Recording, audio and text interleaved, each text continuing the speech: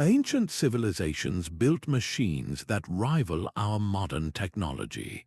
These hidden devices, from intricate clockwork to monumental structures, challenge the very timeline of human innovation. By the end of this journey, you will see the past not as primitive, but as a landscape of staggering genius. We will uncover a 2,000-year-old computer that mapped the stars and explore whether the Romans might have harnessed electricity.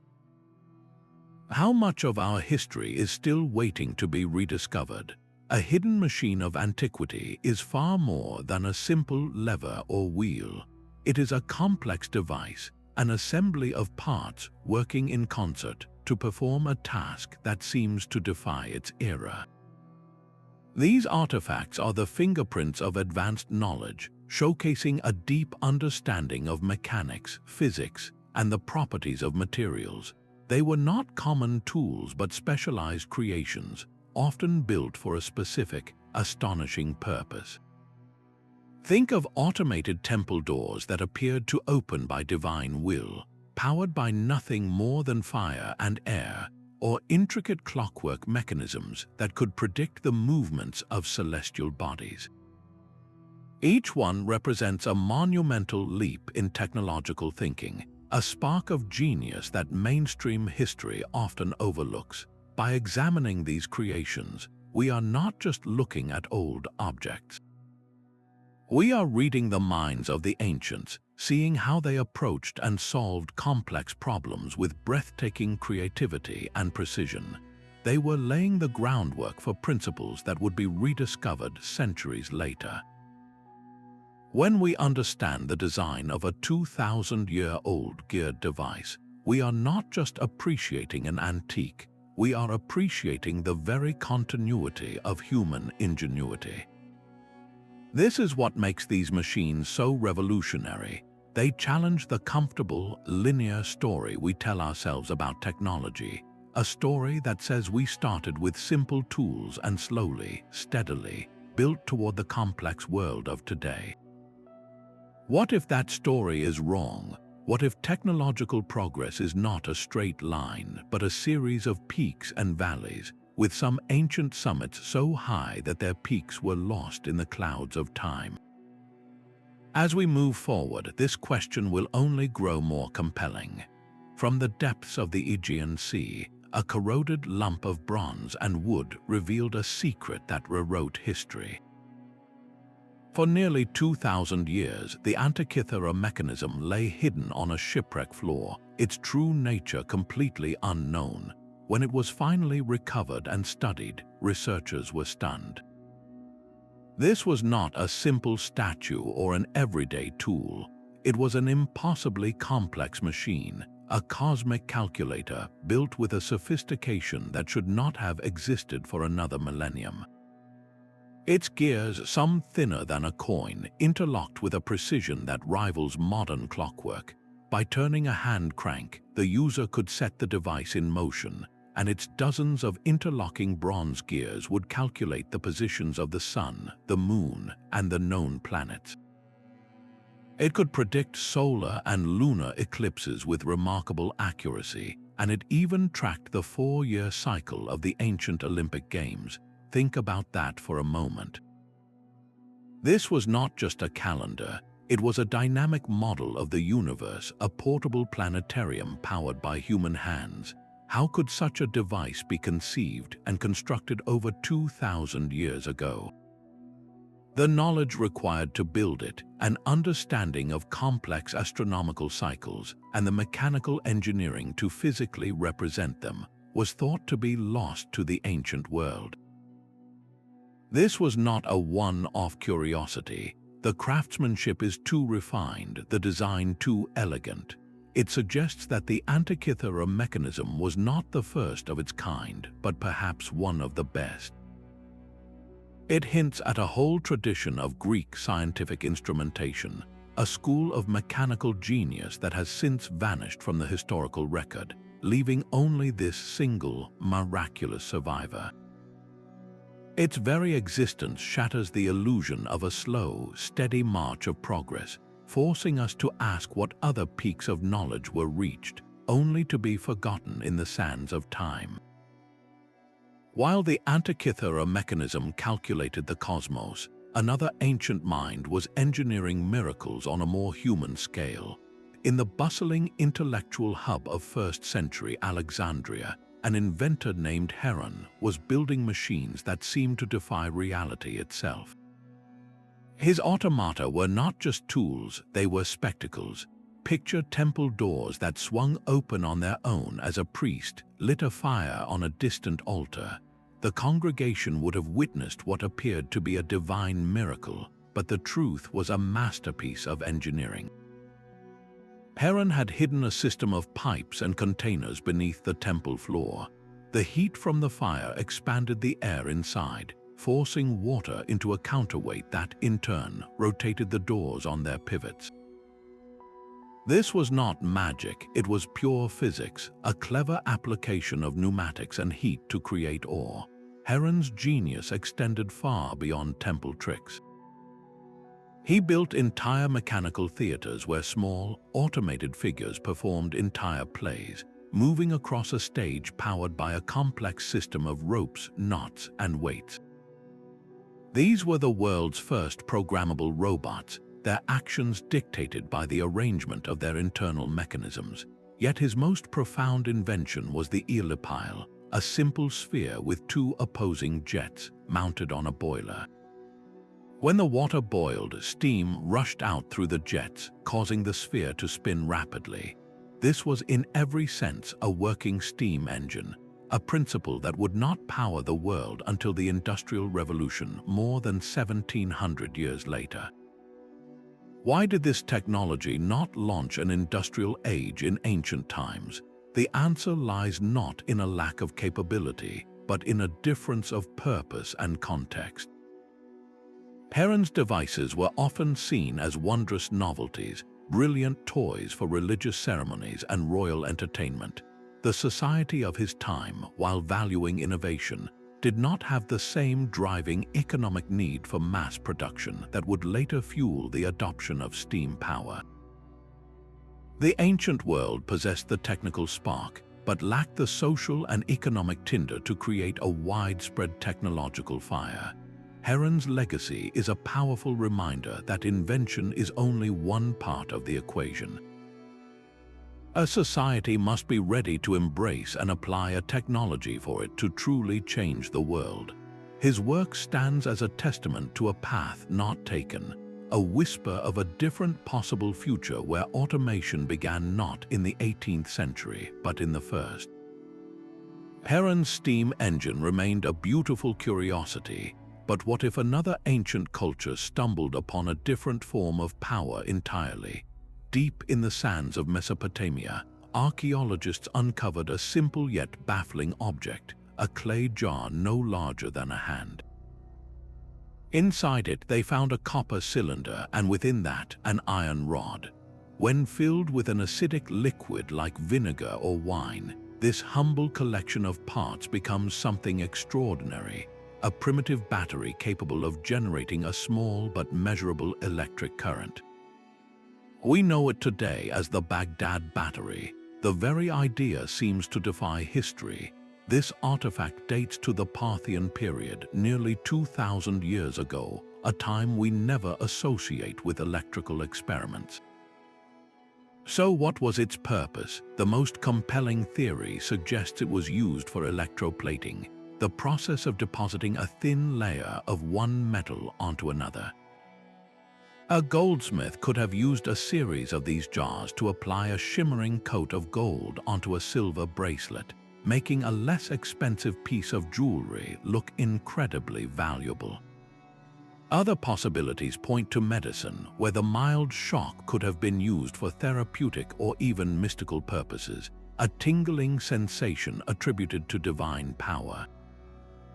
Modern scientists have built exact replicas and confirmed that the Baghdad Battery does work, producing just over 1 volt of electricity. That is not enough to light a bulb, but it is a definite, controllable current. This single object forces us to reconsider a fundamental question. Did ancient peoples understand the principles of electricity on a basic, practical level? We know they encountered static electricity and saw lightning, but the Baghdad Battery implies something more, an intentional, controlled application of electrochemical energy. It stands as a quiet, persistent clue that some forms of technological knowledge were discovered, used for specific tasks, and then lost for centuries, their secrets buried until we were ready to find them again and finally understand what we were looking at. The quiet power of electricity stands in stark contrast to the monumental strength of Roman concrete. While the Baghdad Battery hints at a subtle, hidden energy, the Romans built on a scale meant to last for eternity. Their structures, from the soaring dome of the Pantheon to the vast network of aqueducts, still stand after 2,000 years, defying the decay that crumbles our own modern buildings. The secret was not just in their ambition, but in the very stuff they built with, a revolutionary concrete that has proven to be more durable than anything we produce today. Our modern concrete is a relatively simple mix of cement, water, and aggregates like sand and gravel.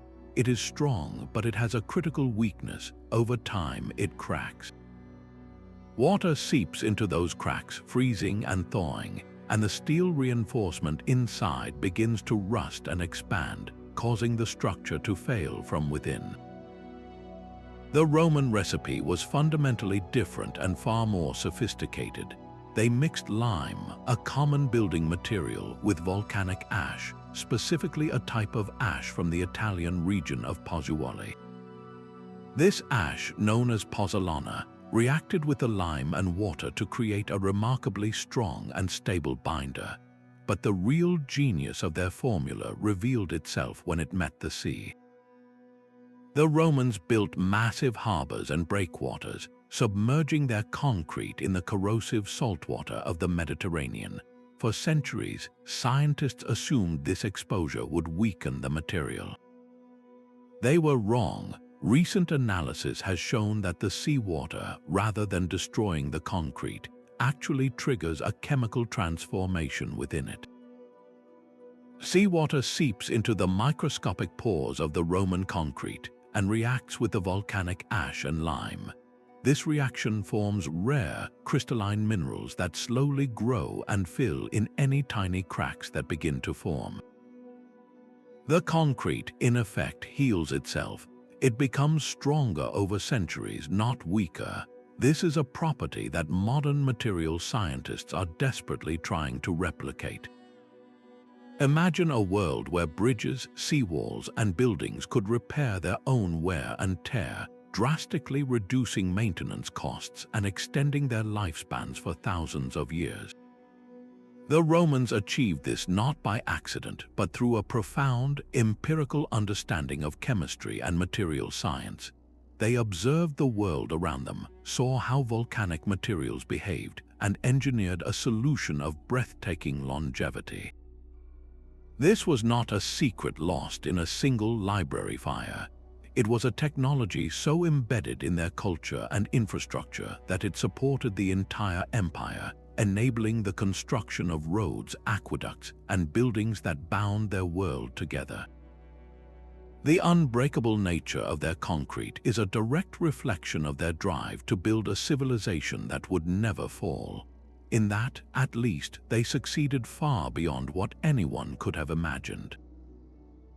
Their silent stone legacy now offers a powerful lesson for our own future, proving that some of the most advanced solutions to our modern problems may have been waiting in the ruins all along. While the Romans perfected enduring stone, one man in Sicily used pure intellect to defend his city from their fleets. The siege of Syracuse placed the brilliant mathematician Archimedes against the full might of the Roman army and navy. His response was not just a collection of weapons, but a terrifying demonstration of how theoretical knowledge could be harnessed for survival. Historical accounts describe a nightmarish scene for the Roman soldiers. As their ships approached the city walls, they were met with devices that seemed almost supernatural. One of the most feared was the claw of Archimedes, a formidable crane-like mechanism that loomed over the battlements. When a ship drew near, a large wooden arm would swing out, dropping a heavy metal claw that latched onto the ship's prow. Using a complex system of levers and counterweights, the crane would then lift the entire vessel out of the water, shaking it violently until it capsized or shattered against the rocks. Can you visualize the sheer terror of that moment? Seasoned Roman marines, confident in their naval power, were suddenly helpless, hoisted into the air by an invisible force and dashed against the sea. This was not crude brute strength, it was physics in action. Archimedes had applied his profound understanding of levers and pulleys to create a machine that multiplied human force to an unimaginable degree. But the claw was only one part of his defensive arsenal. Another legend, more debated but equally fascinating, speaks of a heat ray. It is said that Archimedes designed a series of large, polished bronze mirrors. These mirrors were angled to focus the intense Sicilian sunlight onto the wooden hulls of the Roman ships, concentrating the heat until the planks smoldered and burst into flame. Modern experiments have produced mixed results, yet the principle is sound. The very idea pushes the boundaries of what we believe was possible, turning sunlight itself into a weapon of war. Whether this specific device was real or not, its persistence in history highlights the awe that Archimedes' genius inspired. He was a man who could look at a lever and see the potential to move the world, who could study geometry and use it to set a fleet ablaze. His machines were the physical embodiment of mathematical theorems, abstract concepts made terrifyingly real. For a time, his intellect alone held an empire at bay, proving that the most powerful weapon in any era is not the sword but the mind. His legacy forces us to wonder how many other brilliant applications of ancient science were lost, their secrets dying with the thinkers who conceived them. Archimedes used physics as a weapon, but on the other side of the world, a different genius was harnessing it to save lives. In the year 132, during China's Han Dynasty, the brilliant astronomer and inventor Zhang Heng unveiled a machine that seemed to predict the future. It was a magnificent bronze urn adorned with 8 dragon heads, each holding a bronze ball in its jaws. Circling the base sat 8 corresponding bronze toads, their mouths open wide, waiting. This was the world's first seismoscope, a device designed not to fight armies, but to warn of an invisible and deadly force, earthquakes. The principle was as elegant as it was effective. Inside the vessel, Zhang Heng had suspended a heavy, inverted pendulum. When a distant earthquake sent subtle tremors through the ground, the pendulum would sway, even if the shaking was too faint for human senses to detect. This movement would trigger a clever lever mechanism inside one of the dragon heads, causing it to release its bronze ball. The ball would clatter down directly into the mouth of the toad below. The specific toad that caught the ball pointed precisely in the direction of the quake's epicenter, hundreds of miles away. The true test of its genius came during a seemingly ordinary day at the imperial court. A dragon facing west dropped its ball, yet no one in the capital had felt a single tremor. Skeptics dismissed it as a malfunction until days later, a messenger arrived on a lathered horse, reporting a massive earthquake in a western province. The machine had been right. It had detected a quake from a staggering distance, proving its accuracy and sophistication beyond any doubt. Zhang Heng's seismoscope was more than a marvel. It was a profound conceptual leap. It revealed an ancient understanding that the Earth itself sends signals, vibrations that can be measured and interpreted. He had built an instrument that extended human perception, allowing his civilization to sense a danger long before it arrived at their doorstep. This was predictive technology in its purest form, an attempt to mitigate disaster through innovation. The core principle of that inverted pendulum, detecting directional force from a distant event, still underpins the design of modern seismometers today.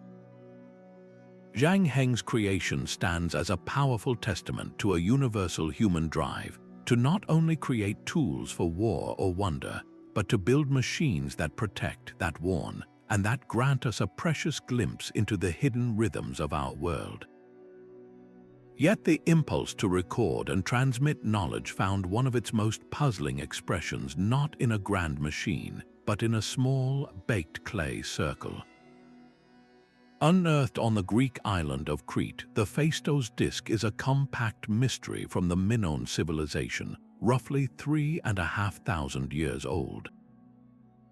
Its surface is not carved by hand. Instead, it is covered on both sides with a spiral of beautifully stamped symbols, each one pressed into the soft clay with a separate, pre-made seal. Think of a printer's typeface, but created millennia before the printing press. A scribe did not painstakingly draw these 45 distinct signs, which include figures like running men, women's heads, shields, and bees. They were stamped in a sequence, one after another, using a set of custom punches.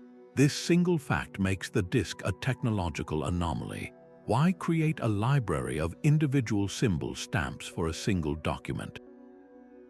The most compelling theory is that this was not a unique creation, but a glimpse into a lost system. Perhaps these stamps were part of a larger set, used for official documents or for printing on other, more perishable materials like cloth or parchment, which have long since turned to dust. The disc itself could be a surviving snapshot of a much broader practice, an early form of movable type that appeared and then vanished from history. Was it a prayer, a legal decree, a royal inventory, or even an ancient board game? We simply do not know because the language it encodes remains completely undeciphered, a locked door with no key. This is what makes the Phaistos Disc so quietly revolutionary. It is not a complex gear train or a steam engine, but a conceptual leap in how information could be stored and replicated. It represents the standardization of communication, the idea that symbols could be mass-produced and arranged to convey complex meaning. This artifact forces us to confront a profound possibility. What if the history of information technology is not a straight line from handwritten scrolls to Gutenberg's press? What if there were false starts, parallel paths, and forgotten innovations that achieved a similar end? The disc stands as a permanent question mark, a single, stubborn piece of evidence that an entire chapter in the story of writing may be missing from our books. That same drive to protect a civilization, so clear in Zhang Heng's earthquake warning, found an even more dramatic expression in the desperate defense of an empire. Constantinople, the magnificent capital of the Byzantine Empire, was a city perpetually under threat. Its greatest shield was not its towering walls alone, but a terrifying substance that seemed to be liquid sunlight, a fire that could not be quenched by water. They called it Greek fire. In naval battles, the sight of a Byzantine dromon warship was enough to instill dread. From its prow, a bronze tube would unleash a roaring jet of this mysterious liquid, a stream of fire that clung to everything it touched. Wooden enemy ships would be instantly engulfed in an inextinguishable inferno. The flames spread across the water itself, creating a blazing moat around the Byzantine fleet. Panicked sailors would leap into the sea, only to find the fire burning on the surface around them. This was not ordinary fire. Historical accounts describe it as a sticky, gelatinous substance that adhered to sails, hulls, and men. Water seemed to feed its fury rather than dampen it. Sand and vinegar were the only known ways to smother it, but in the chaos of a naval engagement, such remedies were often impossible to deploy. The psychological impact was as devastating as the physical damage. Opposing fleets, seeing that first fiery plume, would break formation in terror, knowing they faced a weapon that defied all conventional tactics. The secret of Greek fire was its carefully engineered composition. While the exact formula died with the Byzantine emperors who guarded it, analysis points to a base of crude petroleum or naphtha, drawn from natural oil seeps in the region. This was likely mixed with resins or quicklime, chemicals that would react violently with water, generating intense heat and causing the fire to persist and spread. Some theories even suggest the addition of saltpeter or other oxidizers, creating a primitive form of napalm. This was not a simple torch. It was a product of advanced chemical engineering, a precise recipe that transformed raw materials into a tactical nightmare. The empire protected this knowledge with a ferocity matching the weapon itself.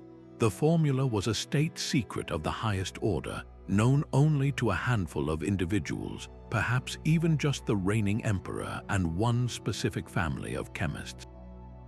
This secrecy was its own form of technology, a policy of information control that ensured their military dominance for centuries. Greek fire was more than a weapon. It was a strategic deterrent that saved Constantinople from multiple sieges, preserving a bastion of civilization through the darkest ages. It stands as a stark lesson in the relationship between innovation and power. Here, a breakthrough in material science did not build a longer-lasting concrete or a more accurate clock, but became the ultimate instrument of survival, a burning testament to the fact that the most precious secrets are often those we take with us to the grave. High on a mountain ridge, the stones of Machu Picchu fit together like a perfect three-dimensional puzzle. These are not rough blocks piled high. They are masterpieces of engineering, each one uniquely shaped to interlock with its neighbors with a seam so tight you cannot slip a piece of paper between them. The Inca built this way for a reason, and they did it all without a single drop of mortar to hold their walls together. This technique, known as ashlar masonry, was far more than just stacking rocks.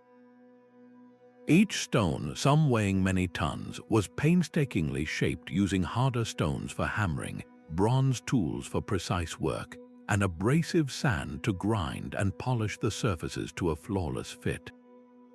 The process was incredibly labor-intensive, a testament to a society that could mobilize and organize human effort on a staggering scale.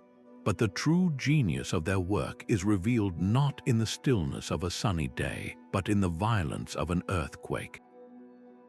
When the ground shakes, a modern mortar-bound wall is rigid. It resists the movement until it cracks and crumbles. An Inca wall, however, is designed to dance. The precisely fitted stones, with their complex, slightly convex faces and interlocking angles, actually sway and shift during a seismic event. When the trembling stops, the stones settle perfectly back into place, as if they had never moved at all. This seismic resilience is a breathtaking application of practical physics, an understanding that flexibility can be a far greater strength than brittle rigidity. The stones themselves were more than just building materials. They were anchors to the cosmos. Many structures are meticulously aligned with celestial events, the solstices and equinoxes, weaving astronomical knowledge directly into the fabric of the city. The walls at Machu Picchu and the fortress of Sacsayhuaman are not just fortifications. They are a physical manifestation of a worldview, one that saw no separation between the practical, the spiritual, and the celestial. This holistic approach challenges our modern compartmentalized thinking. We see engineering as one discipline and astronomy as another, but the Inca saw them as a single, unified art. Their legacy in stone forces a humbling question. In our pursuit of stronger materials and more powerful machinery, have we overlooked simpler, more elegant solutions that work in harmony with natural forces rather than resisting them? The Incas did not have steel or power tools, but they possessed a profound understanding of their environment and the materials it provided. Their structures have endured for centuries with minimal maintenance, a model of sustainability that our own concrete jungles struggle to match. They achieved a perfect marriage of form, function, and philosophy, proving that the most advanced technology is sometimes not about what you add, but about what you understand. Deep within the temple of Hathor at Dendera, a stone carving defies easy explanation. Etched into a crypt wall is a strange and compelling scene. It shows two figures standing beside a large, elongated object, shaped almost like a light bulb. Inside this object, a serpent stretches its full length, its head touching the tip. A cable seems to run from the base to a box held by a kneeling god, while a baboon-like form stands guard with two knives. To modern eyes, the resemblance to an electrical apparatus is startling. Could this be a depiction of an ancient light bulb, with the serpent representing the glowing filament? The mainstream explanation is deeply rooted in Egyptian mythology. Egyptologists interpret the scene as a profound symbol of creation and rebirth. The bulb-like object is the womb of the sky goddess, Nut, and the serpent is the god emerging from the primordial waters, an image of life itself being born. The entire tableau is a spiritual narrative, not a technical diagram. Yet, the alternative theory persists with a powerful question. How did the ancient Egyptians illuminate the vast, windowless interiors of their tombs and temples? The walls of these structures are covered in intricate, flawless hieroglyphs, painted and carved deep within pitch-black chambers. The soot from torches and oil lamps would have quickly covered everything in a thick, black residue, yet many of these spaces remain remarkably clean. This practical challenge fuels the speculation. Could the Egyptians have discovered a form of electric light, perhaps powered by a version of the Baghdad Battery, allowing them to work without smoke and with a steady, brilliant flame? The Dendera relief sits at the heart of this debate, a perfect example of the clash between orthodox interpretation and speculative history.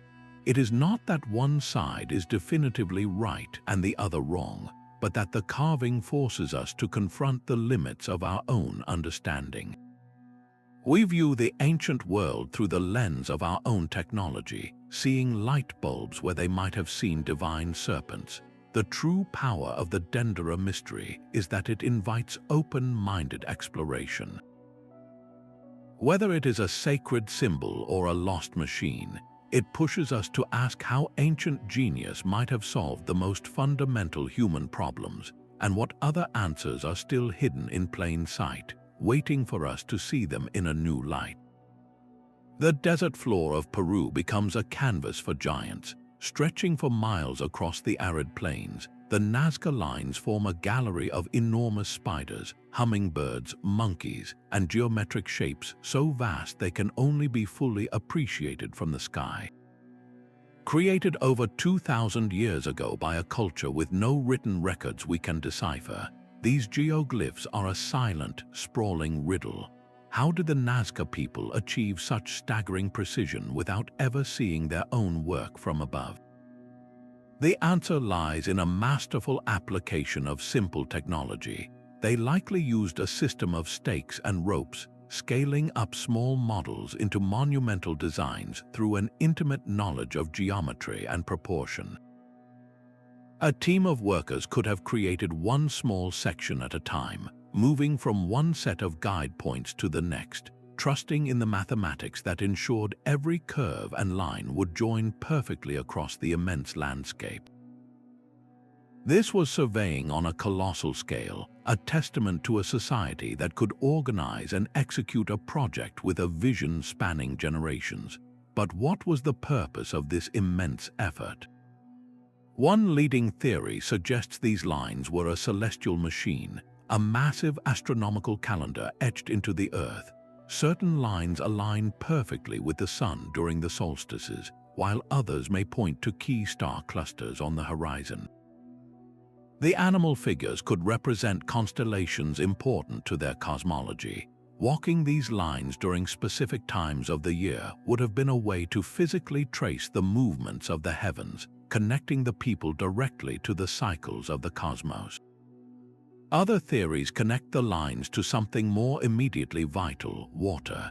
In one of the driest places on Earth, the geoglyphs may have served as ritual pathways leading to underground aquifers or ceremonial sites for invoking life-giving rain. The hummingbird, a creature capable of hovering in place, might have symbolized the precious, suspended droplets of water they desperately needed. The lines could have been a form of sympathetic magic, a technological prayer woven into the land itself to ensure the continuation of agricultural cycles and the survival of their civilization. This blend of the practical and the spiritual is the true genius of the Nazca Lines. They were not merely art, nor were they simply a scientific tool. They were a complete system, an engineered landscape that integrated astronomy, hydrology, and religion into a single, breathtaking expression of a culture's relationship with its world. They challenge us to see technology not just as gears and levers, but as the intentional shaping of an environment to serve a profound, multifaceted human need. The lines remain, as they have for millennia, an open question written upon the earth, daring us to understand the mind that could conceive of such a thing. A different kind of mystery is bound not in stone but in vellum. The Voynich Manuscript is a book that refuses to be read. Created in the 15th century, this illustrated codex is filled from edge to edge with elegant, looping characters from an alphabet that does not exist anywhere else in the world. Its text flows in a confident hand, suggesting a real language with its own grammar and structure, yet for centuries, not a single word has been definitively understood.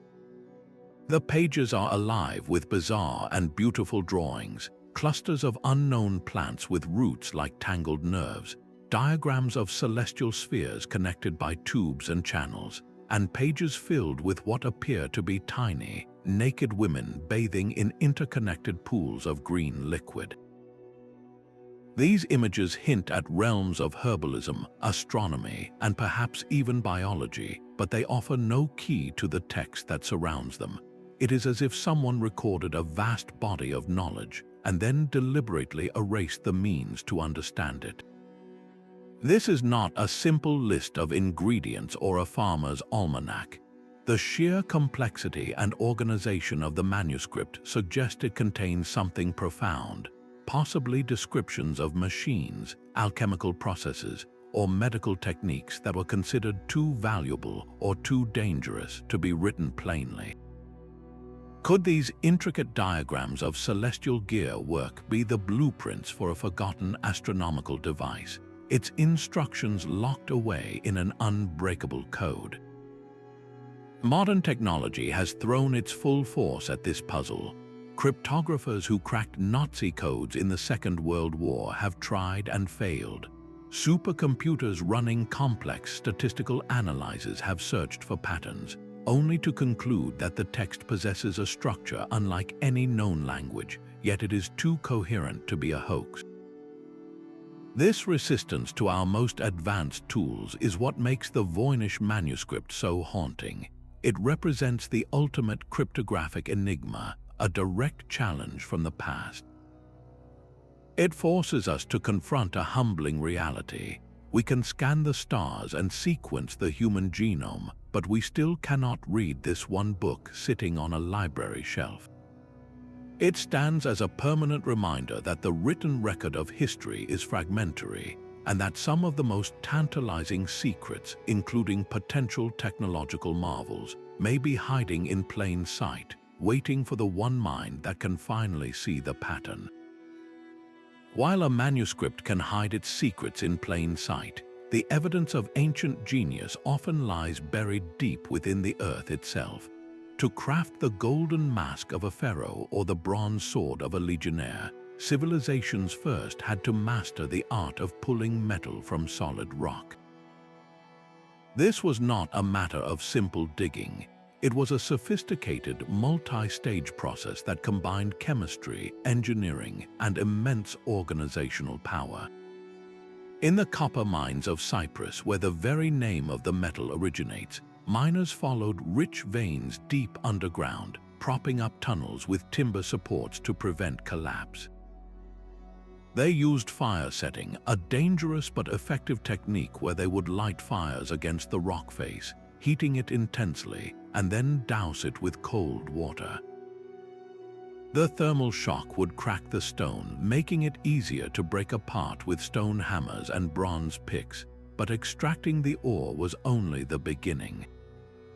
The real magic happened at the smelting site. Here, workers would crush the ore into a fine powder and mix it with charcoal in a clay furnace. Using bellows to supercharge the fire, they would raise the temperature to over 1,000 degrees Celsius, a heat intense enough to trigger a chemical transformation. The carbon from the charcoal would bond with the oxygen in the copper ore, releasing carbon dioxide gas and leaving behind pure, molten copper that could be tapped and cast into ingots. This entire process required a profound, if empirical, understanding of thermodynamics and redox reactions, principles we now teach in modern chemistry classes. The innovation did not stop with pure metals. The discovery of alloys, of mixing metals to create new materials, was a revolutionary leap. By blending copper with tin, smiths created bronze, a metal far harder and more durable than either of its components. This was not an accidental discovery. It was the result of systematic experimentation, of learning exactly what proportions produced the best weapon or the most resilient tool. This knowledge spread across trade routes, creating a true technological network that connected empires. For creating objects of breathtaking artistry, they developed the lost wax method. An artist would first sculpt their masterpiece in beeswax, capturing every minute detail of a human face or an animal's muscle. This wax model would then be encased in a thick clay mold and baked in a kiln. The wax would melt and drain out, leaving a perfect hollow cavity inside the hardened clay. Molten bronze, gold, or silver was then poured into this void. Once the metal cooled and solidified, the clay mold was broken away, revealing a perfect metal replica of the original wax sculpture. This technique, which allowed for unparalleled complexity and detail, fused artistic vision with precise engineering, producing both sacred idols and everyday luxury items. The sheer scale of these operations speaks volumes about ancient logistics. The gold mines of Nubia powered the economy of ancient Egypt, requiring thousands of laborers, a steady supply of food and water, and a secure transportation network to move the precious metal hundreds of miles down the Nile. Managing such an enterprise was a feat of administration rivaling the construction of the pyramids. Every Bronze Age tool, every golden ornament, every iron weapon was the end product of a vast, interconnected system of knowledge, labor, and resource management. These forgotten mines and furnaces were the hidden engines of antiquity, their products shaping the rise and fall of empires and laying the practical groundwork for the entire modern world of industry and material science. While empires were forged in fire and metal, they were ultimately sustained by a far more precious resource, water. The Romans, masters of civil engineering, conquered their own landscape with one of antiquity's most iconic structures, the aqueduct. These were not merely channels, they were elevated highways for water, arching across valleys and burrowing through mountains to bring fresh mountain springs directly into the heart of their sprawling cities. The genius was in the gradient. Roman engineers designed these stone veins with an almost imperceptible slope, a drop of just a few inches every 100 feet. This gentle decline allowed gravity to do all the work, pulling a constant, reliable flow for dozens of miles without a single pump. The water coursed through sealed channels, sometimes at the top of towering arches, other times deep within underground conduits, protected from contamination and the heat of the sun. This engineering marvel did more than supply drinking water. It fed public baths, supplied fountains, flushed sewers, and powered mills, becoming the very circulatory system of urban Roman life, enabling populations to grow to sizes that would not be seen again in Europe for over 1,000 years. On the other side of the world, in the arid heart of the Persian Empire, engineers faced a different challenge. Their enemy was not distance but evaporation. Under the blistering sun, an open canal would lose its lifeblood to the air before it could reach a single field. Their brilliant solution was the Qanat, a subterranean masterpiece. Workers first dug a vertical shaft down to the water table at the base of a mountain. Then they began the painstaking work of tunneling a gently sloping underground channel back toward the surface, sometimes for many miles. As they dug, they left a series of vertical access shafts at regular intervals, which served dual purposes, providing air for the diggers and a means to remove excavated material. The result was a self-regulating system. Groundwater would seep into the head of the tunnel and flow downhill through the cool, dark channel, completely protected from the sun.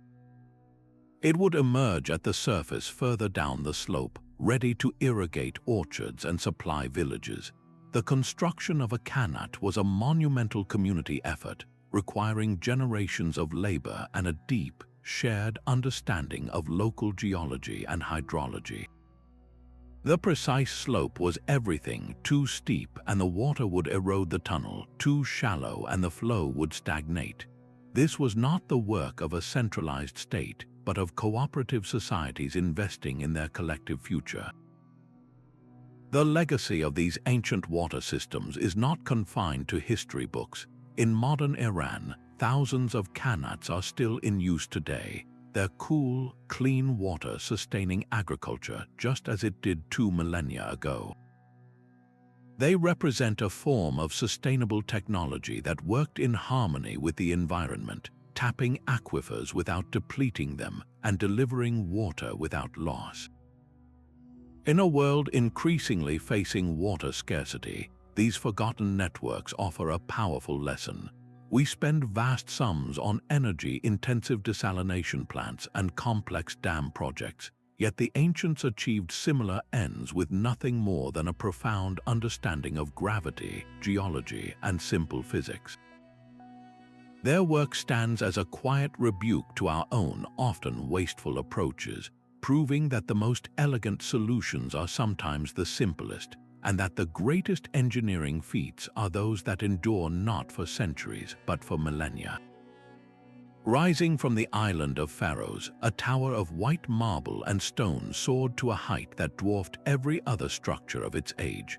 The Lighthouse of Alexandria was more than a building. It was a mountain of human ingenuity, its beacon visible from an impossible 35 miles out at sea. During the day, a massive, polished bronze mirror harnessed the sun, reflecting its light as a brilliant, unmistakable point of guidance for ships navigating the treacherous Egyptian coast. When darkness fell, the mirror was angled to project the light from a colossal furnace, a fire so immense its fuel had to be hauled up by a steady procession of donkeys climbing a broad, spiraling internal ramp. This ramp was a stroke of logistical genius, allowing workers and animals to transport wood and supplies directly to the summit without the need for precarious external scaffolding. Inside the central shaft, a spiral staircase provided access for the keepers, a testament to the thoughtful design that went into every aspect of its operation. The lighthouse stood for well over 1,000 years, a constant, reassuring presence in a world of uncertainty. It was the ultimate fusion of form and function, a tool of immense practical value that was also a breathtaking work of art. Its image was reproduced on coins and in travelogues, becoming the iconic symbol of Hellenistic engineering and a source of inspiration for countless later structures, from minarets to modern skyscrapers. The full extent of its technological sophistication remains a subject of debate, as earthquakes eventually sent the Great Wonder tumbling into the sea.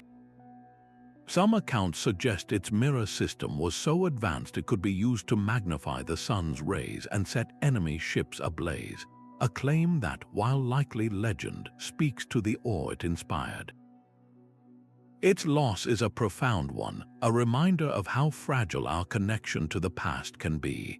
Yet the legacy of the lighthouse endures in its fundamental promise that human knowledge can build a light in the darkness, a signal of safety and a testament to what we can achieve when we reach, literally and figuratively, for the sky. High above the Yucatan jungle, the domed tower of the Caracol at Chichen Itza stares relentlessly at the sky. Its narrow, slit-like windows are not architectural whims, but precisely calibrated sightlines aimed at the exact points on the horizon where Venus, the brilliant evening star, would first appear. This was not a temple with a view, it was a sophisticated astronomical instrument built of stone. Inside, a Maya priest astronomer would watch through these slits, tracking the planet's complex dance. They understood that Venus follows a 584-day cycle, appearing as both the morning and evening star, and they could predict its movements with astonishing accuracy. Their codices contain intricate tables that chart these celestial rhythms, a mathematical model of the cosmos written in bark paper. They even accounted for the slight irregularities in the orbit, a level of precision that reveals a deep, empirical grasp of orbital mechanics, all achieved without a single telescope. On the other side of the world, the great stones of Stonehenge stand in silent testimony to a similar obsession with the heavens. During the summer solstice, the sun rises directly over the heel stone, casting its long beam into the heart of the circle. This alignment was not a lucky guess. It was the result of generations of careful observation, of marking the sun's most extreme northern and southern positions on the horizon year after year, century after century.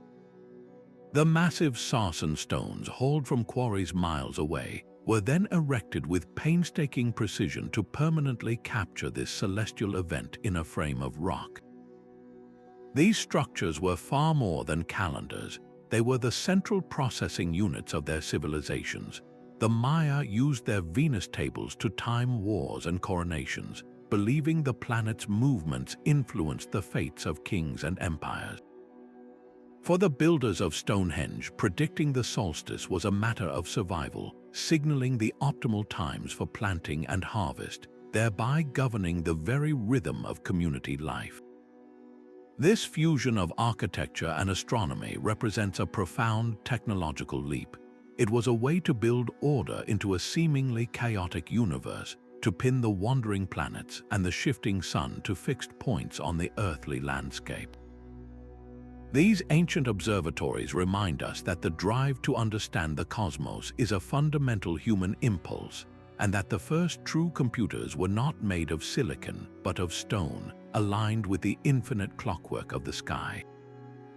Centuries after Heron's automated theaters, a similar mechanical genius was sketching in a Florentine workshop. Leonardo da Vinci filled his notebooks with devices that seemed to leap from the pages of ancient history, yet pointed directly toward our own future. Among his most astonishing designs was a mechanical knight, a suit of armor engineered from the inside out with a system of gears, pulleys, and cables. When activated, this automaton could sit up, wave its arms, and even move its jaw, creating the illusion of a living, armored warrior. It was a humanoid robot prototype, built on principles that would have been deeply familiar to Heron of Alexandria. The knight's inner workings, a symphony of levers and toothed wheels, are a direct echo of the same mechanics that powered temple doors and miniature plays 1,500 years earlier. Leonardo's notebooks reveal a mind that was either brilliantly inspired by lost texts or one that had independently rediscovered fundamental truths of automata. This was not mere coincidence, but evidence of a continuous thread of innovation, a concept that was lost, buried, and then brilliantly reborn. His knight stands as a powerful symbol of this cycle, a machine that literally bridged the gap between the ancient world and the dawn of modern science. Leonardo did not see a boundary between art and engineering, between the beauty of a painting and the precision of a gear train. He embodied the same holistic spirit as the ancient inventors, viewing the world as a single, interconnected system of levers, forces, and motion. In his mechanical knight, we see the final, conclusive proof that the seeds of our technological present were not planted in the industrial age, but were nurtured for millennia, waiting for the right moment to spring to life. A spark plug sealed inside a 500,000-year-old geode sounds like the premise of a science fiction story, yet this is the exact claim made about the Coso artifact. Discovered in the mountains of California in the 1960s, this object consists of a ceramic and metal cylinder, strikingly similar to a modern spark plug, encased within a hard, layered nodule of clay, shells, and what appeared to be fossilized material. The immediate and obvious question is how a piece of 20th century technology could become the core of a stone that seemed to have formed in the distant past. Proponents of its antiquity argued that the encasing rock was a genuine geode, requiring immense spans of time to form, and that the object itself was therefore an out-of-place artifact, a relic of a lost advanced civilization. The implications were staggering. If true, it would mean that someone, long before the modern era, possessed not just a basic understanding of electricity, but of internal combustion itself. The artifact became a flashpoint in the debate between mainstream archaeology and alternative history, a physical emblem of the conflict between established timelines and the tantalizing possibility of forgotten technological peaks. Geologists and skeptics, however, quickly offered a more mundane explanation. They proposed that the object was not a geode at all, but a concretion, a type of rock that can form much more rapidly around a modern object, especially in moist, mineral-rich environments. The spark plug, they argued, was likely from the early 1900s, perhaps from a mining vehicle or piece of farm equipment that had fallen into a muddy spring. Over just a few decades, minerals in the water could have cemented around it, creating a hard shell that gave the false appearance of great age. This clash of interpretations makes the Coso artifact a perfect case study in how we evaluate anomalies. It forces us to confront our own biases. Are we too quick to dismiss anything that does not fit the conventional narrative? Or are we sometimes too eager to believe in ancient mysteries, ignoring simpler, more probable explanations? The true lesson of the Coso artifact is not necessarily about proving its age, but about the scientific process itself. Extraordinary claims do indeed require extraordinary evidence, and every potential discovery must withstand the harsh light of rigorous analysis.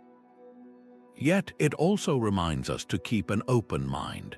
The history of science is littered with ideas once deemed impossible that are now accepted as fact. Perhaps the greatest value of such enigmatic objects is that they keep us questioning, pushing us to look more carefully at the past, always wondering what other secrets might be hidden, waiting for the right moment to be understood. The cold, sharp edge of a Roman scalpel was a tool of healing, not just harm. While empires clashed on battlefields, a quieter, more profound struggle took place in the surgeon's tent, where the goal was to save a life against all odds. Ancient medical kits unearthed from the ashes of Pompeii or the sands of Egypt reveal an astonishing array of precision instruments. There were bronze scalpels with replaceable steel blades, delicate bone drills for cranial surgery, and specialized forceps for removing arrowheads with minimal damage to the surrounding tissue. These were not crude implements. They were the products of careful design, refined through generations of practical experience. The ancient Greeks and Romans possessed a surprisingly detailed knowledge of human anatomy, gained not only from treating battlefield wounds but also from animal dissection. This knowledge was codified in texts like the Hippocratic Corpus, which provided clear instructions for procedures and, more importantly, established a code of ethics. Surgeons were advised to keep their fingernails short, to ensure their operating rooms had good light, and to use clean water and vinegar to wash wounds. This emphasis on cleanliness, long before the germ theory of disease, was a crucial innovation that undoubtedly saved countless lives. One of the most dramatic procedures was trepanation, the practice of drilling or scraping a hole into the human skull. Evidence of this surgery found on skeletons across the ancient world shows that the bone had often begun to heal, meaning the patient survived the operation. The purpose is believed to have been to relieve pressure from head injuries or to treat debilitating ailments. The fact that people consented to and survived such an invasive operation speaks volumes about the skill and trust placed in these early surgeons. The design of their tools was key to this success. A well-balanced amputation saw with sharp, closely set teeth could cut through bone quickly and cleanly, reducing shock and the risk of infection. The very existence of these specialized kits forces us to reconsider the ancient world. It was not a place of universal medical ignorance, but a landscape where rational, evidence-based medicine was fighting to emerge.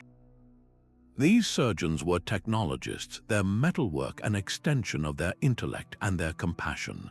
Their legacy is not just in the artifacts they left behind, but in the very idea that technology, even in its most primal form, can be a powerful force for preserving life itself. A single structure in the Egyptian desert embodies the ultimate expression of ancient ambition.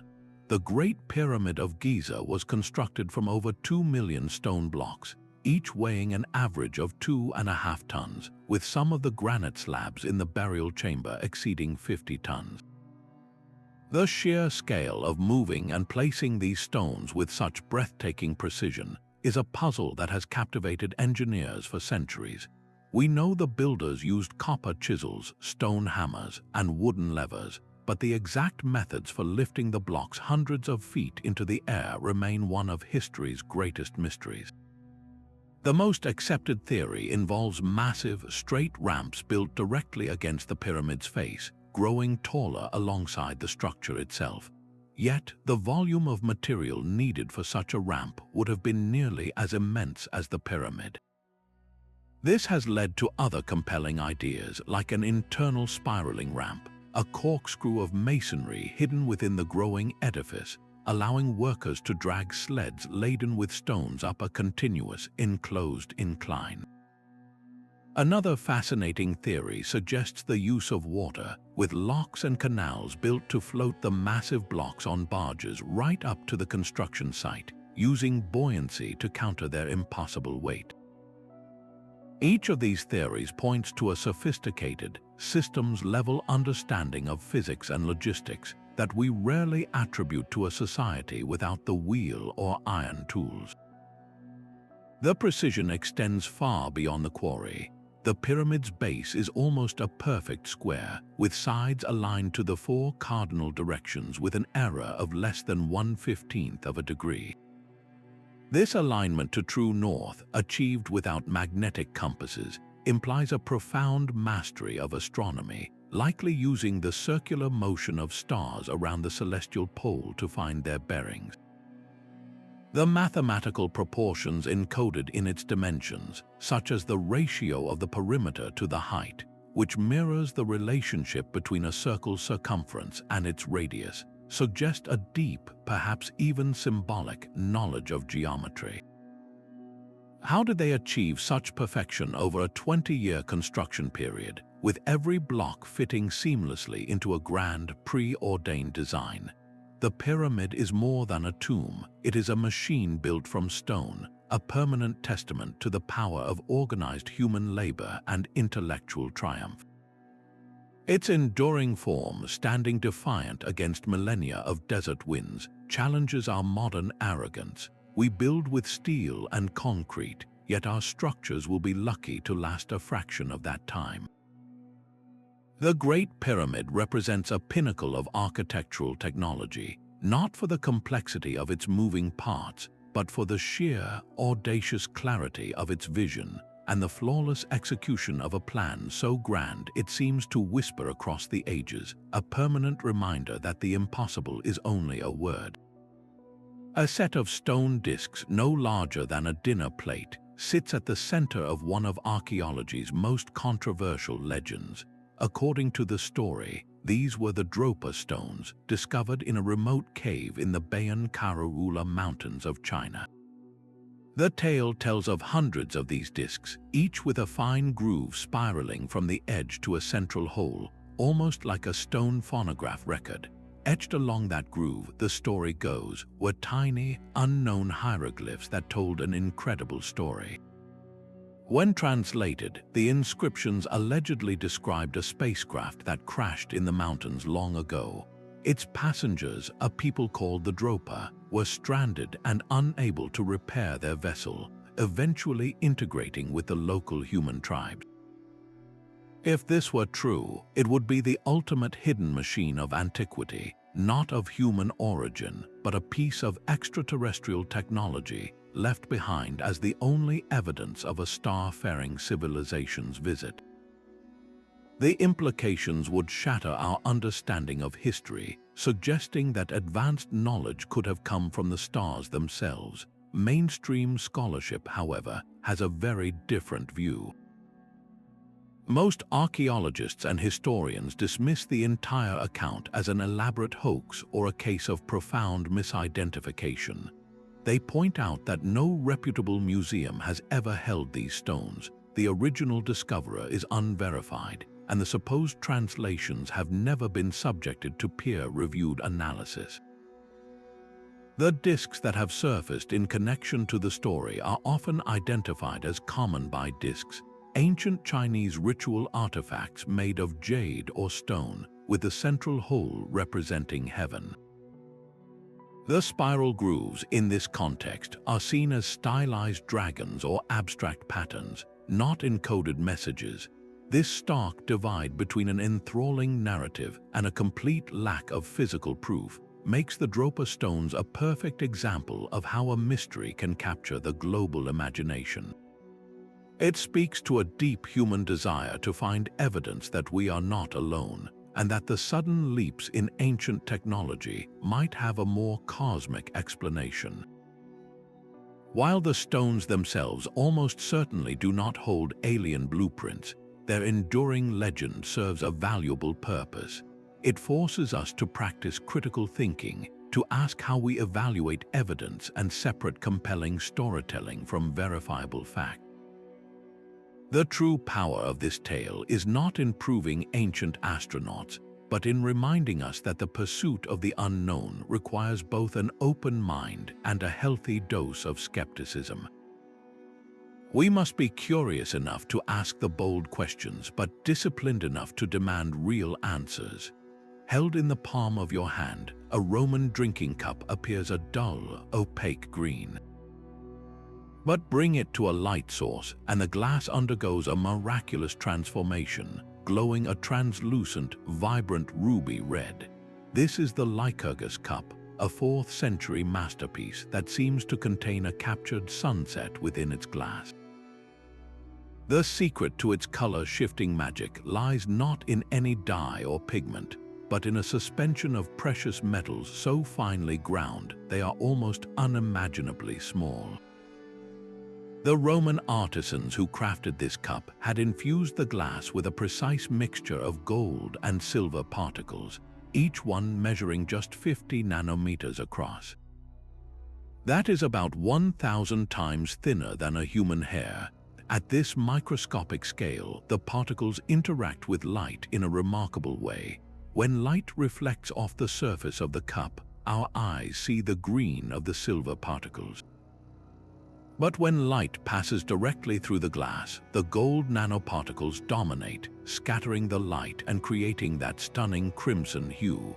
This phenomenon, known as dichroism, is a principle of colloidal chemistry that modern science only began to properly understand in the 20th century. So how did ancient glassmakers achieve this feat without electron microscopes or atomic theory? They were not theoretical scientists, but master experimentalists. They worked with their materials through a process of relentless trial and error, learning through countless batches of glass that adding a tiny, specific amount of gold and silver dust, then heating and cooling it under exact conditions, would produce this breathtaking optical illusion.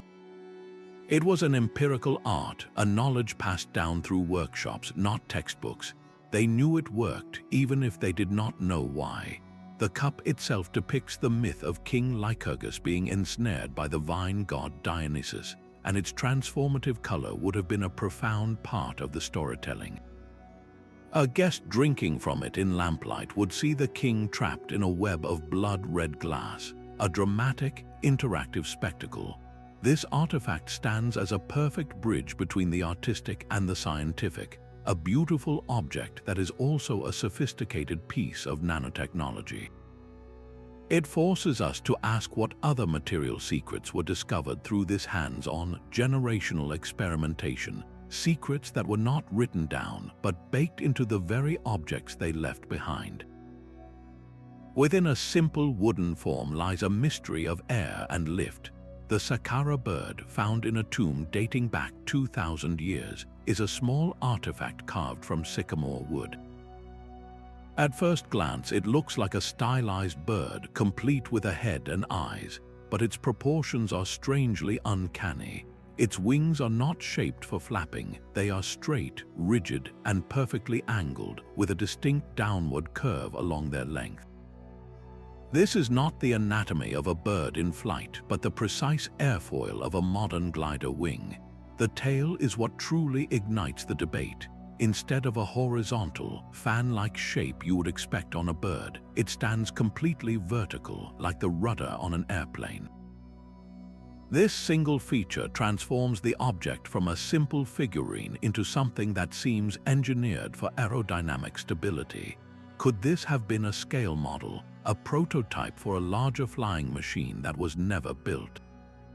Modern aviation engineers have taken these measurements seriously. They have constructed exact replicas of the Saqqara bird and tested them in wind tunnels.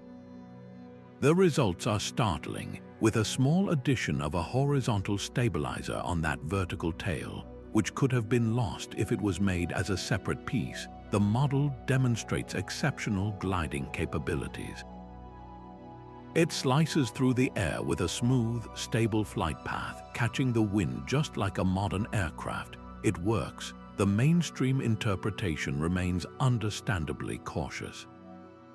Most Egyptologists see it as a ritual object, a representation of a falcon, a bird sacred to the god Horus. It could have been a child's toy, a ceremonial throw stick, or a weather vane for a sacred boat.